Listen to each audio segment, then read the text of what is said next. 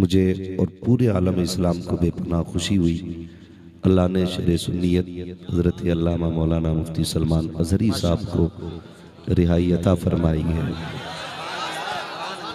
हम अपने रब का शुक्र अदा करते हैं कि उसने बड़े इम्तिहान में एक कामयाबी अता की। हज़रत को अल्लाह सलामत रखे, हज़रत की नस्लों में अल्लाह बरकतें अता फरमाए, आमीन।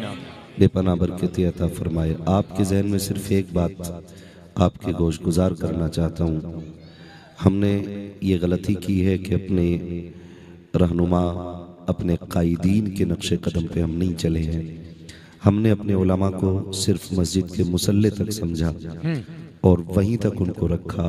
इस वजह से अक्सर हम जलील और रुसवा रहे, वरना इन मौजूदा दौर में उठने वाले फितनों के सच्चे दिल से गवाही देना, जितने भी फितने हुजूर की ज़ात पे उठे या कुरान के खिलाफ आवाज़ें उठी, बताओ जिन्होंने हमारे वोट लिए, जिन्होंने हमारा इस्तेमाल किया, किसने हमारे हुजूर की नामूस पे पहरा दिया? खुदा की कसम, तनख्वाह 5,000 लेते हों या 7,000 लेते हों या 8 लेते हों, हुजूर के नाम पे कफन सर से बांध के यही जमात सबसे पहले आगे आती है। हम सब की जिम्मेदारी बनती है कि हम अपने उलमा के नक्शे कदम पे चलें, इसलिए कि ये गद्दी के, ये कुर्सी के वारिस नहीं, ये विधायकी प्रधानी के वारिस नहीं, ये हुजूर के दीन के वारिस हैं। हुजूर के दीन के वारिस हैं। जब मेरे नबी ने फरमाया था कि मेरे बाद कोई नबी नहीं आएगा, तो बात उठी थी, या रसूल अल्लाह क्या ज़रूरत नहीं पड़ेगी? इससे पहले भी तो ज़रूरतें पेश आई हैं। फरमाया गया हाँ आई हैं। जब जब कौम गुमराह हुई है, जब जब दुनिया तबाही में गई है, अल्लाह ने किसी नबी को पैदा फरमाया। या रसूल अल्लाह क्या आपके बाद ये दौर नहीं आएगा? कहा दौर तो आएगा। कहा फिर नबी क्यों नहीं आएगा?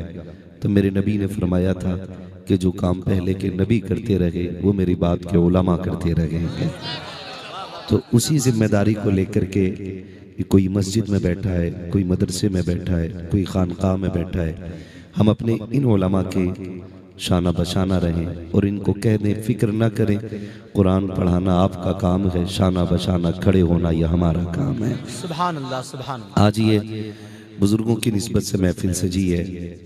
शुक्र रब का, हम वली से भी प्यार करते हैं, हम अली से भी प्यार करते हैं, हम हुजूर के सहाबा के भी चाहने वाले हैं, हुजूर के यारों के भी मानने वाले हैं।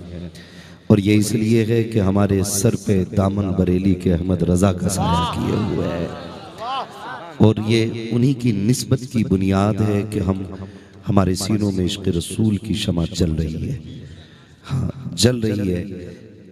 कुछ ना समझ लोगों की वजह से हमने अपने मोहसिनीन को समझा ही नहीं। जिन्होंने हम पे एहसान किया, हम बराबर में मीटर लेके खड़े हो गए। हमने कहा तेरा बड़ा है या मेरा बड़ा है। मैं एक बात कहता हूँ कि भाई बुजुर्गों में मुकाबले ना कराया करो। ये फैसला वो करे जो दोनों से बड़ा हो, और अगर छोटे हो ना तो फिर यही बोलो मैं मुजरिम हूँ आका मुझे साथ ले लो, कि रस्ते में है जा बजा थाने वाले। अल्लाह ने हमें वलियों का मानने वाला बनाया है। और सुने, मसला की आला हजरत ये है कि हम वारिस पाक भी हमारे हैं, साबिर पाक भी हमारे हैं, बदियुद्दीन जिंदा शाह मदार भी हमारे हैं, बरेली के अहमद रजा खान भी हमारे हैं। इसी को मसलक के आला हजरत कहा जाता है। अब अगर इसकी आड़ में कोई आग लगाए तो उसका मसलक से लेना देना नहीं और मसलक का उससे कोई लेना देना नहीं है। हमारे बरेली ने हमें सारे बुजुर्गों का एहतराम सिखाया है।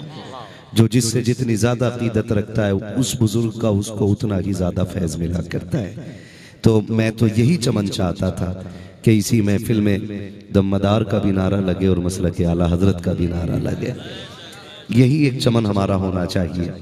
हम अकायद में, फिक्र में, नजरियात में इमाम अहमद रजा की ताबेदारी करते हैं और उन्हीं की दी हुई फिक्र की हम पाबंदी करते हैं। यही वजह है हर वली से हम प्यार करते हैं और हम वलियों के मानने वाले हैं। शुक्र है हमारे दामन पे किसी वली की गुस्ताखी का दाग नहीं है, किसी अल्लाह वाले की तौहीन का दाग हमारे दामन पर नहीं है।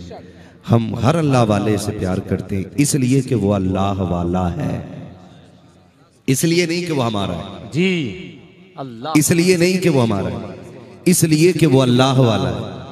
और हम इसलिए सिर्फ अल्लाह वालों से प्यार नहीं करते कि वो हमारे सिलसिले में आते हैं।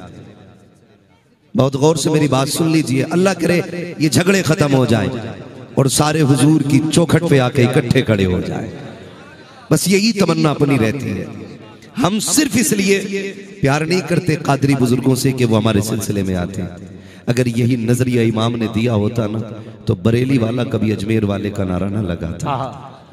लेकिन जानते हो बरेली वाले ने क्या कहा था? बरेली वाले ने कहा था जब दुआ कहीं कबूल ना होती हो ना तो फिर अजमेर शरीफ चले जाया करो, अजमेर वाले की चौखट पे सबकी कबूल हो जाती है।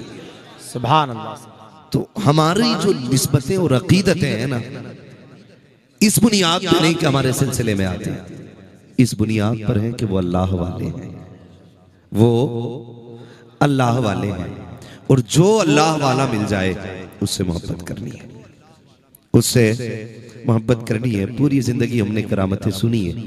आज जिसकी महफिल है ना वो तो करामतों का ताजदार है, जिसकी उठती बैठती चलते फिरते करामतों का ज़ुहूर होता था।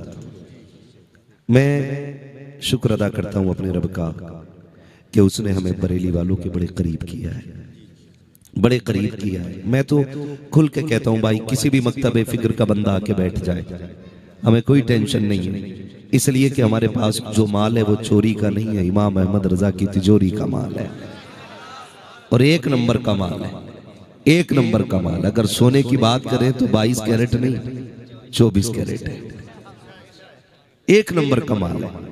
यहाँ चोरी का मसला ही कोई नहीं, कोई भी बैठे, लेकिन शर्त इतनी है ना तासुब का चश्मा हटाएं, इंसाफ की ऐनक लगाएं, फिर देखें ये बरेली वाले कैसी बातें करते हैं। खुदा की कसम महफिल पूरी होते होते ना वो भी मुस्तफ़ा का गुलाम होके उठेगा, ठीक है ना। कई बार एक बात कही जाती है कि बरेलवी लोग गाली देते, हम गाली नहीं देते, बदकिस्मती से तुम्हारी हरकतें ही गाली लगती हैं। तुम्हारी हरकतें ही गाली लगती हैं, क्या बात है ना। मिसाल के तौर पे काने को काना कह दो तो कहता बदतमीजी कर दी, अंधे को अंधा कह दो तो कह देता बदतमीजी कर दी। ना, मैं आईना हूं दिखाऊंगा दाग चेहरे के, जिसे खराब लगे सामने से हट जाए। हाँ, अगर काले को काला दिखा रहा है तो गलती आईने की नहीं है ना। ये तो फिर आपकी सूरत का मसला है।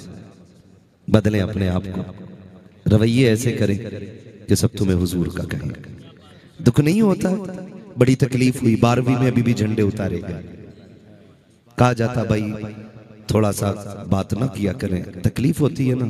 न तुम सदमे हमें देते न हम फरियाद यूं करते, न खुलते राजे सरबस्ता न यूं रसवाइयां होती, बड़ी तकलीफें दी गई। जुलूस भी निकला कुछ जगहों पे, दूसरी जमात ने भी जुलूस निकाला। मुझे तो खुशी हुई कि है जुलूस निकाल रहे हैं, लेकिन गौर से देखा काली पट्टियां बंधी थी। सुन्नियों के हाथ में हरे झंडे थे, उनके हाथ में काले झंडे थे। क्या बात है, कौन मर गया भाई? काय का गम का नहीं, आज हुजूर की वफात हुई थी। मैंने कहा गैरत कर यार, शर्म कर। अगर ईसा अलैहिस्सलाम का उम्मती ये कहते मेरा नबी जिंदा है तो तू नबियों के इमाम का उम्मती है, तू ये झंडा लेके घूमेगा मेरा नबी मुर्दा है? कैसी हरकतें हम कर रहे हैं, जरा सोचें जरा। मैं दुख देना नहीं चाहता, मैं समझाना चाहता हूं यार, समझाना चाहता हूं। काले झंडे लेके चले, का हुजूर का विसाल हुआ था। मैंने कहा दुख उसका किया जाता है जो चला जाए, जो जाने के लिए नहीं हमेशा रहने के लिए आया हो उसका दुख नहीं किया जाता, उसका दुख नहीं किया जाता। आप उम्रे पे जा रहे हैं, मुझे कसम खा के बताएं किस नियत से जा रहे हैं? क्या ये सोच के जा रहे हैं हुजूर मुर्दा है, या ये सोच के जा रहे हैं कि हुजूर जिंदा है? हर जाने वाले का नजरिया यही है, तू जिंदा है वल्लाह, तू जिंदा है वल्लाह। मेरे चश्मे आलम से चुप जाने वाले, बड़ा दुख होता है, तकलीफ होती है। कलमा उन्हीं का पढ़े हो और उन्हीं की घटाने पे लगे, मगर याद रख तू घटाए से किसी के न घटा है न घटेगा, जब बढ़ाए तुझे अल्लाह ताला तेरा है, जिसके रुतबे खुदा ने बुलंद कर दिए। वरफाना लका जिक्रक, महबूब हमने तेरे जिक्र को तेरे लिए बुलंद किया, और इतना बुलंद किया कि सुबह क़यामत तक हर आने वाली घड़ी तेरी इज्जतों में इजाफा करती रहेगी। इतनी अजमतों का मालिक मेरा नबी है और हमारी जमात का बंदा, जबकि हुजूर की अजमतों पे उंगलियां उठ रही हैं। लोग हुजूर की तहजीब की बात करते हैं, उनके अखलाक उनके किरदार पे बात करते हैं।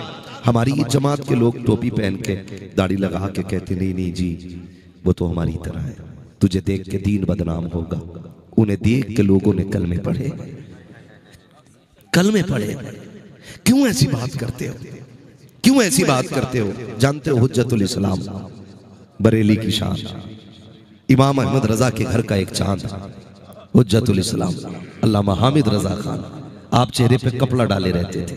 कपड़ा एक दिन गुजर के जा रहे, हवा ने झोंके ने उठ के लिया किया, हल्के से झोंके से आपके चेहरे का रुमाल हटा, किसी गैर मुस्लिम की नजर पड़ गई। उसने कहा ये कौन है? कहा ये नकी अली के खानदान का चला जा रहा है। कहा ये मुसलमानों का रहनुमा है। उसने दौड़ के दामन थामा, कहा हुजूर बस कलमा पढ़ा दे। कहा क्यों? कहा सोच रहा हूं अगर बरेली के हामिद रजा का नूर ऐसा है तो मदीने के मोहम्मद का नूर कैसा होगा। जब उनके गदा भर देते हैं शाहाने जमाना की झोली, मोहताज का जब ये आलम है मुख्तार का आलम, मुख्तार का आलम। मैं जानता हूं कि सुई ढाई के ऊपर चली गई है, अब ये सुनने का नहीं सोने का वक्त है, लेकिन मैं मुबारकबाद पेश करता हूं मुफ्ती साहब। ये महफिल अभी लग रही है जैसे जलसा शुरू हो रहा है। हाँ, और बता दूं हमारे बुजुर्गों ने फरमाया जब महफिल में दिल लगने लग जाए तो समझ लेना हुजूर की तवज्जो महफिल की तरफ हो गई है, तवज्जो हो गई है, हुजूर की तवज्जो हो गई है। मैं कहता हूं वल्लाह वो सुन लेंगे, फरियाद को पहुंचेंगे। इतना भी तो हो कोई जो आह करे दिल से, जो आह करे दिल से। हाँ भाई मंगतों का हाथ उठते ही दाता की देन थी, दूरी कबूल अर्ज में बस हाथ भर की है। मांगेंगे मांगे जाएंगे, मुंह मांगी पाएंगे, सरकार में ना ला है ना हाजत अगर की है ना। उनकी चौखट पे खुदा की कसम खड़े हम। मेरे इमाम ने तो हद कर दी। लोगों ने ना हम्द लिखी और अपने अपने तरीके में, ये बुजुर्ग बैठे हैं, पहले पढ़ाई जाती थी एक हम बकरी गाय भैंस बनाई, खाने को दी दूध मलाई, है ना, एक हमद ऐसे पढ़ी जाती थी। तो लोग इस तरह हमद करते थे, लेकिन जब मेरे रजा ने हमद की तो कलम तोड़ दिया। कहते हैं बात जब रब के हमद की हो तो दूध की क्या बातें करनी, जितनी बड़ी जात की बात है फिर उतना बड़ा कारनामा जिक्र हो। मैंने कहा बताएं फिर कैसे हमद हो? कहते हैं वही रब है जिसने तुझको हमतन करम बनाया, हमें भीख मांगने को तेरा रास्ता बताया, तुझे हमद है खुदाया, तुझे हमद है खुदाया। कलम तोड़ दिया। कहते हैं वो कवारी पाके मरियम व नफख्तु फीह का दम है अजब निशाने आजम मगर आमीना का जाया, वही सबसे अफजल आया, वही सबसे अफजल आया, तुझे हमद है खुदाया, तुझे हमद है खुदाया। हाँ यही वजह है आज पूरी दुनिया मेरे इमाम के गीत गा रही है, पूरे दुनिया के अंदर मेरे इमाम के गीत गाए जा रहे हैं। आपसे थोड़ी सी मेरी गुजारिश इतनी सी है, हमारे ये बुजुर्ग जो है ना, जिनकी हमने आज तक करामतें पढ़ी और सुनी है,